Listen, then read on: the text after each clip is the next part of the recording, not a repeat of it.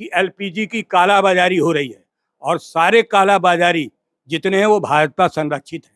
और भारतीय जनता पार्टी भगवान राम को लेकर चलती है, हम तो कांसी राम को भी लेकर चलते हैं। इसी पर आपका क्या स्टैंड? यूजीसी तो जानते हो क्यों लाई भारतीय जनता पार्टी?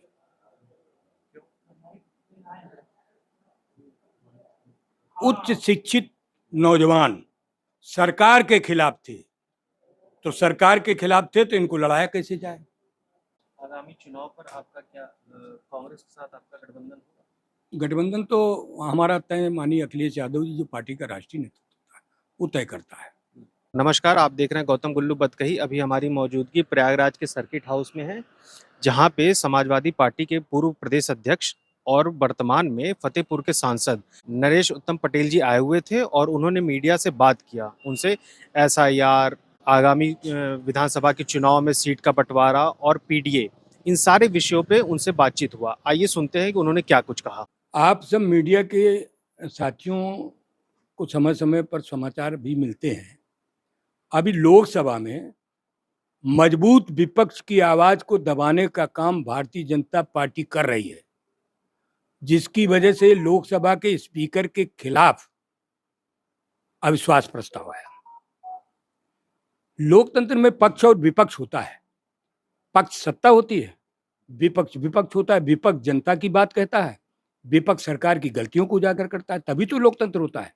लेकिन भारतीय जनता पार्टी जानबूझ करके, हम जितने भी सांसद गए लाखों लोगों के वोट से गए और हमारी बात न सुनी जाए, हमारे लीडरों की बात न सुनी जाए, हमारे लीडर अपोजिशन की बात न सुनी जाए, ये क्या बताता है?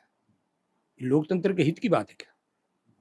लोकतंत्र को कमजोर करने का काम, बल्कि लोकतंत्र को समाप्त करने का प्रयास भारतीय जनता पार्टी का है। ये कारपोरेट जगत के लोग हैं, ये चंद उद्योगपतियों को भी लाभान्वित करके उनके धन से, उनके पैसे से वोट को लेना चाहते हैं। लेकिन ये भारत है, इस भारत में न सामंतशाही चली है न तानाशाही चली है। ये भारत के लोग गरीब भले हो सकते हैं, लेकिन उनकी भावना बहुत ऊपर है और इनको एक न दिन हटने पड़ेगा। कल काशीराम जी का जन्म दिवस है, उस पर आपका क्या? माननीय कांशीराम जी की जयंती पर सबको, पार्टी के लोगों को भी निर्देश दिया गया है कि पूर्व की भांति आप उनकी जयंती हर्षोल्लास के साथ मनाइए और उनकी नीतियां, उनके कार्यक्रम, उनके विचारों को जन जन तक पहुंचाइए। आगामी चुनाव पर आपका क्या कांग्रेस के साथ आपका गठबंधन होगा? गठबंधन तो हमारा तय माननीय अखिलेश यादव जी जो पार्टी का राष्ट्रीय नेतृत्व है वो तय करता है। काशीराम जी पर एक सत्ता पक्ष, जो इस समय वर्तमान बीजेपी की पार्टी है, वो कह रही है कि ये आप केवल वोट बैंक के लिए ये आयोजन हो रहा है। कौन कह रहा है? बीजेपी पक्ष के लोग इस पे आलोचना कर रहे हैं कि काशीराम जी पर समाजवादी पार्टी का जो कार्यक्रम हो रहा है वो केवल वोट बैंक के लिए। भारतीय जनता पार्टी भगवान राम को लेकर चलती है, हम तो कांसी राम को भी लेकर चलते हैं।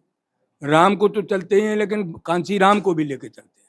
और कांसी राम ने गरीबों का, दलितों का, पिछड़ों का, पीडीए के लोगों का जो उन्होंने एक सोच दिया है, उस सोच का सम्मान हम लोग करते हैं। जैसे कि 93 में जब आप लोगों का गठबंधन हुआ था, मतलब समाजवादी पार्टी और बहुजन समाजवादी पार्टी, उसके बाद से गठबंधन टूट गया। उसके बाद लोकसभा 2019 में आप लोगों का फिर से गठबंधन हुआ। उसके बाद इतना लंबा गैप? लंबा गैप नहीं है। हमारा पीडीए के लोग, जो बहुजन लोग हैं, उनसे हमारा गठबंधन है। वही बहुजन लोग समाजवादी पार्टी की ऊर्जा है, वही बहुजन लोगों के बीच में समाजवादी पार्टी काम कर रही है, क्योंकि वो पी हैं, पीड़ित हैं, डी दुखी हैं, ए अपमानित हैं। तो ये पीडीए के लोगों का ही बहुजन है और बहुजन से ही हमारा गठबंधन है, बहुजन ही हमारा आधार है, बहुजन ही हमारा जो है आगे हमारा लोगों के साथ है। लेकिन बहुजन बीएसपी तो आपके साथ नहीं है। मायावती ने साफ तौर पर कहा कि हम किसी के साथ कोई गठबंधन नहीं करेंगे। उनका विषय अलग है, लेकिन जो बहुजन है, जिसकी संख्या भारी है, जिसकी जितनी संख्या भारी उसकी उतनी हिस्सेदारी, ये समाजवादी पार्टी का नारा था। इसलिए सारे बहुजन समाजवादी नेता अखिलेश यादव जी के साथ हैं और हम सब मिल करके अभी 2024 का चुनाव लड़े हैं। यही बहुजन के लोगों ने 37 सीटें समाजवादी पार्टी, 7 सीटें कांग्रेस पार्टी, इंडिया गठबंधन को 44 सीटें दी है और 5 सीटें हमारी काउंटिंग में हरा दी है। ये बहुजन सब समाजवादी आंदोलन के साथ है और वही हम लोगों को अपना आशीर्वाद देता है और फिर हमें पूरा भरोसा है कि वो 2027 में समाजवादी पार्टी सरकार बनाएगी। क्या बीएसपी के साथ आप लोग का गठबंधन का पहला? समाजवादी पार्टी के क्लियर वर्जन है, जो पीड़ित है, दुखी है, अपमानित है, वो समाजवादी पार्टी के साथ इसमें सवर्ण वर्ग भी है। इसमें सवर्ण पीड़ित वर्ग तो सवर्ण नहीं है क्या? पीड़ित जो है सवर्ण है, पीड़ित दुखी है, और जिसको आप नाम ले रहे हैं वो अपमानित भी हैं। अब आप किसको देख रहे हैं? आप अभी आप ही के यहाँ से तो झगड़ा शुरू हुआ। मतलब आप शंकराचार्य जी वाले बात कर रहे हैं? नहीं, किसी के बारे में, मतलब हम बता तो रहे ना, जो अपमानित है, जो पीड़ित है, जो दुखी है, वो सब समाजवादी पार्टी उसका सम्मान, उसका सहयोग करेगी। यूजीसी पर आपका क्या स्टैंड? यूजीसी तो जानते हो क्यों लाई भारतीय जनता पार्टी?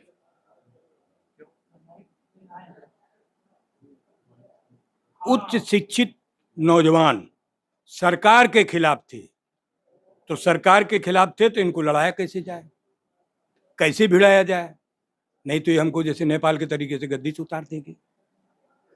यह है बीजेपी कि हमारे बीच में जहर पैदा करो और हम लोगों को लड़ाओ। हमारा हक पिछड़ों को तो दे ही नहीं रहे।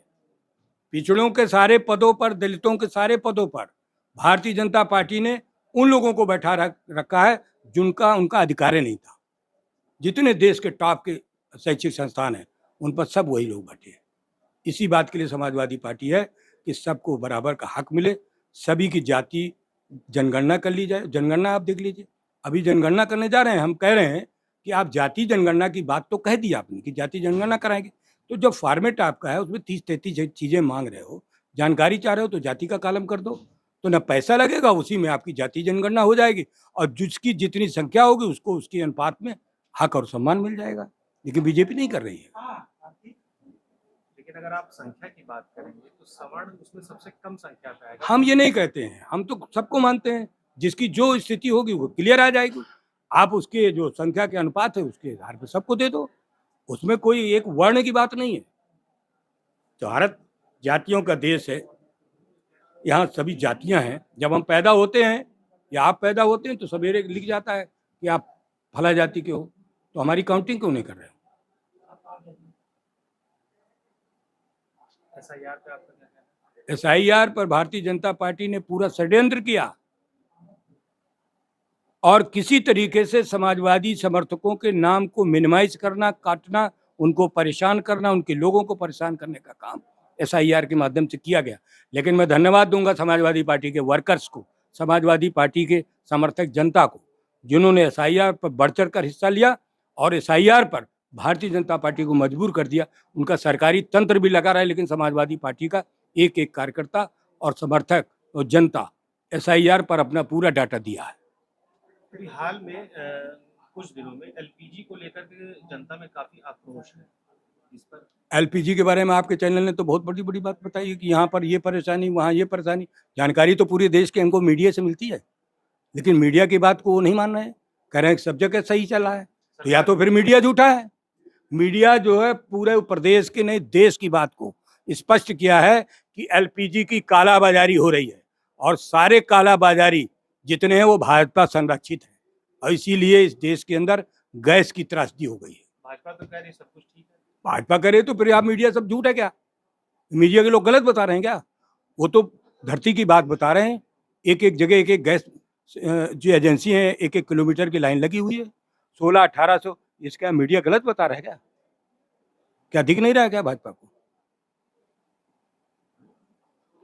बहुत धन्यवाद। शुक्रिया।